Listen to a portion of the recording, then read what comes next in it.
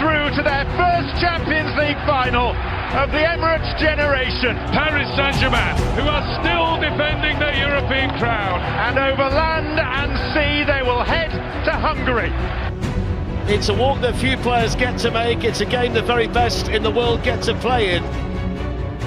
No ordinary game of football, that.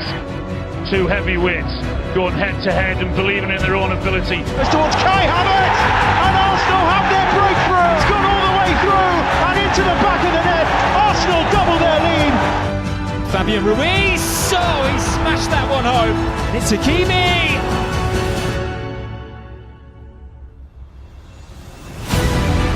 And it's raining goals at the Emirates. PSG have done what they had to do. And Martinelli!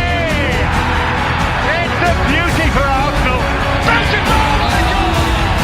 What a response from this wonderful footballer. And hits it brilliantly. That's a stunner. It's 3-1 to Arsenal against Bayern Munich. They are intent on going all the way. Setter on the turn. Oh my goodness me. Has stolen it at the death. PSG have come from behind to lead against Bayern. Kvaratskhelia, dynamic and deadly. And Arsenal lead in the semi-final. And Dembele has broken a deadlock already. Arsenal star boy reaches for the stars. Next stop, Budapest. And a crack at the ultimate prize in European football.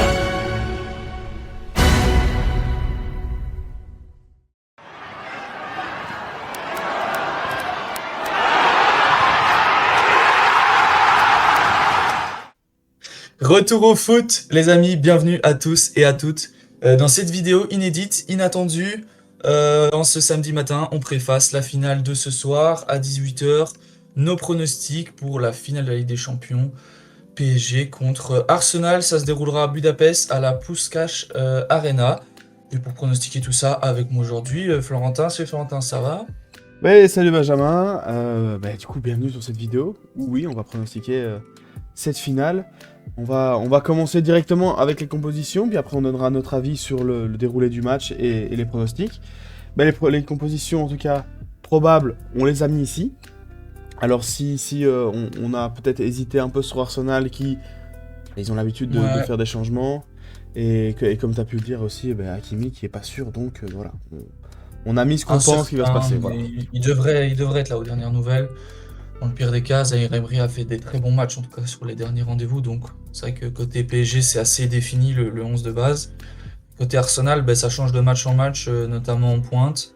Je dirais que Gyökeres a l'avantage. Je dirais que Odegaard aussi a l'avantage sur Eze. Et Zubimendi, Luis Kelly, je sais vraiment pas, ça dépendra de ce qu'a envie de faire Arteta. Et Timber, lui, devrait être de retour de blessure. Donc voilà. Les 11 probables. Je veux dire qu'on peut commencer avec une question. Moi, ce que j'ai envie de te poser, c'est que voilà, on connaît ce trio offensif parisien, Kvaratskhelia, Dembélé, Doué. C'est très rapide dans les grands espaces. On a vu en demi-finale surtout, c'est ça qui a posé beaucoup de problèmes au Bayern, qui dans tous les autres aspects du jeu était à égalité, j'ai envie de dire, par rapport à Paris. C'est là-dessus qu'ils ont pris le dessus.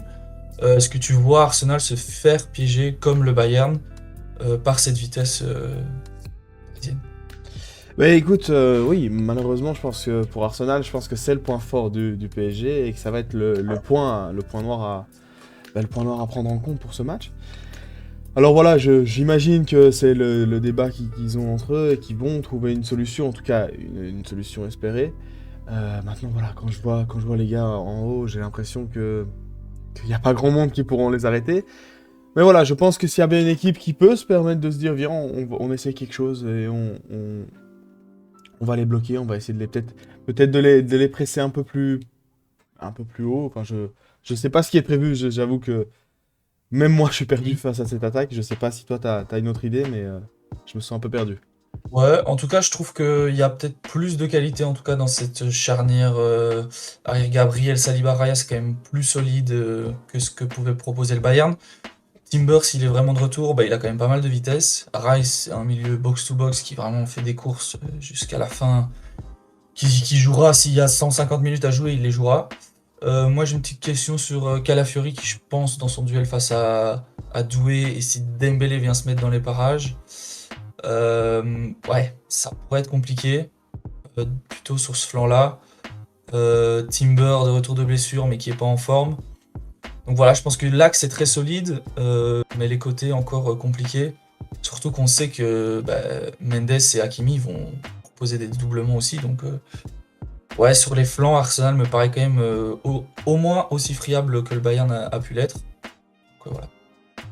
Oui, c'est un peu ça qui me fait peur. Je dis pas que ça va passer facilement, je dis juste que pour moi, ils sont supérieurs quand on regarde le duel. Et voilà, après, ça va aussi se jouer dans le milieu de terrain. Qu'est-ce que t'en penses? Qu'est-ce que tu vois? Est-ce qu'il y en a un qui va dominer l'autre? Est-ce que c'est 50-50? Dis-moi quoi. De nouveau aussi, on a du mal à se projeter. Vraiment là, c'est la clé où on ne sait pas ce que va proposer Arteta dans son milieu. Est-ce qu'on va mettre Odegaard et là on va être sur une possession peut-être un peu plus posée, un peu plus lente.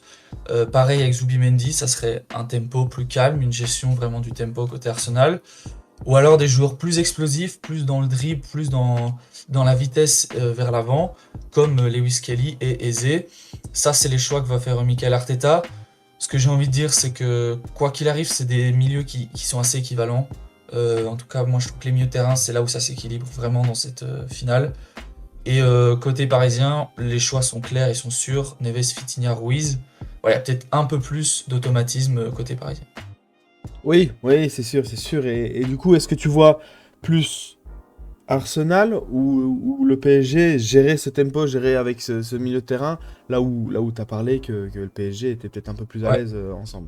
Et comme j'ai pu dire, moi je pense que le PSG, on a pu le voir du début à la fin de cette saison, il ne s'adapte pas à l'adversaire.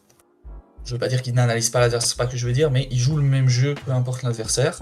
Arsenal, eux, ont tendance à s'adapter. Et donc voilà, comme j'ai pu dire, si on nous propose un milieu de terrain plus contrôle de la possession avec un Zubimendi en 6, en point de base d'un triangle, voilà, je pense qu'Arsenal là va vouloir avoir la possession, va vouloir ressortir. Et si on propose plus Lewis Kelly, Eze, là je pense qu'Arsenal va essayer plutôt le bloc bas, bloc médian un peu plus compact et essayer des transitions. Voilà, je pense que ça va dépendre des choix d'Arteta. Paris jouera son jeu quoi qu'il arrive de A à Z. Donc j'ai envie de dire soit ça sera 50-50, la possession, le contrôle du tempo, soit Arsenal va décider de le laisser plus au PSG. Ok, et dernier point qu'on peut aborder, on n'en a pas encore parlé, c'est la défense du PSG. On sait que Arsenal, avec les phases arrêtées et surtout les corners, ils sont très très efficaces. Est-ce que tu penses qu'ils vont trouver la solution ou ça va toujours être le cas et Arsenal va pouvoir profiter de ces phases arrêtées? Ouais, la question des phases arrêtées qui était le point noir de Paris il y a un an, ça va beaucoup mieux cette saison. Mais là, ils sont quand même face au FC Corner, au FC coup de pied arrêté. Arsenal, c'est quand même les champions du monde.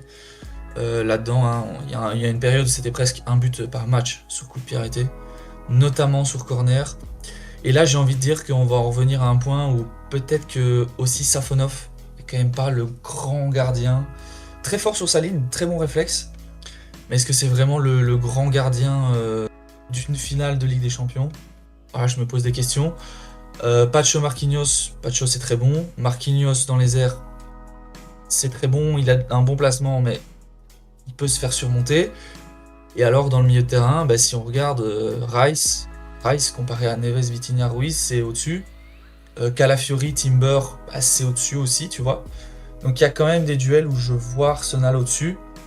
Maintenant de là à dire est-ce qu'ils vont marquer sur corner, non. Mais c'est clair que l'avantage, c'est la clé pour Arsenal.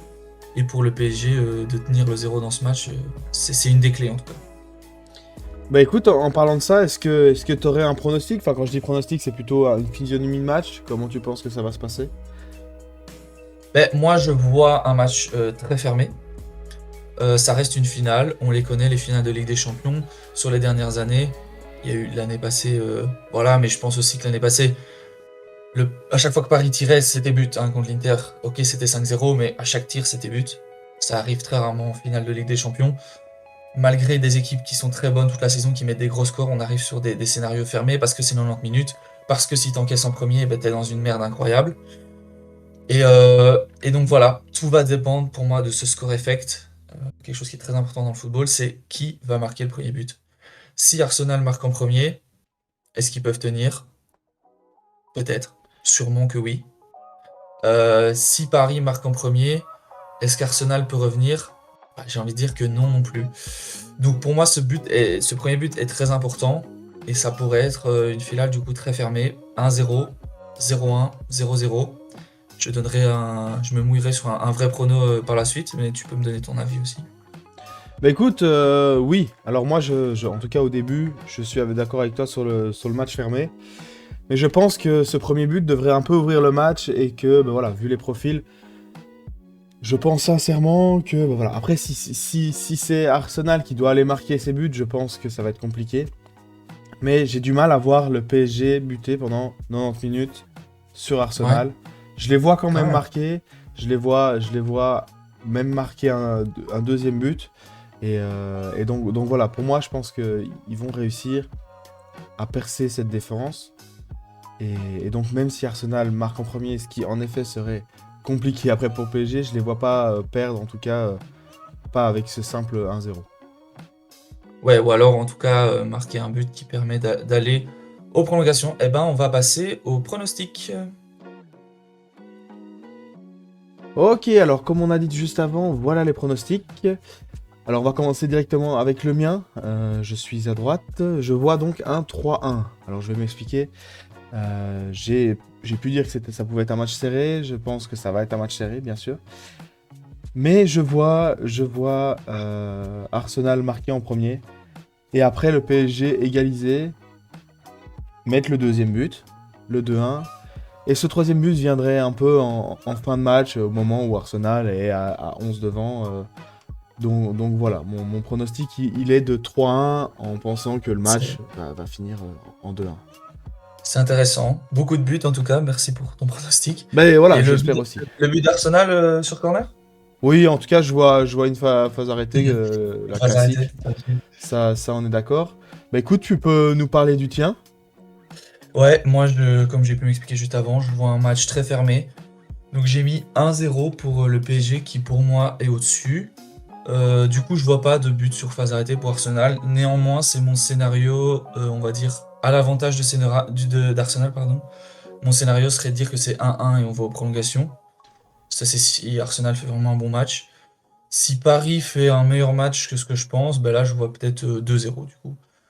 Mais pour moi, le PSG, s'ils marquent, ils vont quand même gérer le match aussi. Ce qui va faire qu'ils vont pas scorer beaucoup de goals. Arsenal, même s'ils encaissent le 1-0, ils vont gérer, tu vois, sans vouloir aller trop marquer ce but trop vite. Et donc le match va rester fermé, même si le PSG marque en premier. Voilà. Mais on n'est pas à l'abri d'un but sur corner et d'un petit 2-0 du PSG de mon côté. En tout cas, voilà les amis, on voit tous les deux le PSG remporter sa deuxième étoile, sa deuxième coupe aux grandes oreilles, la back-to-back pour les Parisiens. Aujourd'hui, à 18h, la Puskás Arena, le PSG qui était donné à 1,65 et à 2,23 Arsenal pour remporter le trophée. Et donc on voit le 2,38 du PSG, la cote en 90 minutes. Pas de prolongation demain, pas de tir au but, même si on en est très friand. N'hésitez pas à nous donner vos avis en commentaire sur cette finale. Voilà, est-ce que vous êtes confiants, les Titi parisiens et les Gunners de votre côté, après avoir remporté cette première ligue tant attendue. N'hésitez pas à liker cette vidéo, à vous abonner à la chaîne pour retrouver tout ce qu'on fait comme contenu, notamment sur la Coupe du Monde 2026 qui arrive à grands pas. Et voilà. Quant à moi, je vous dis salut à tous, salut Florentin.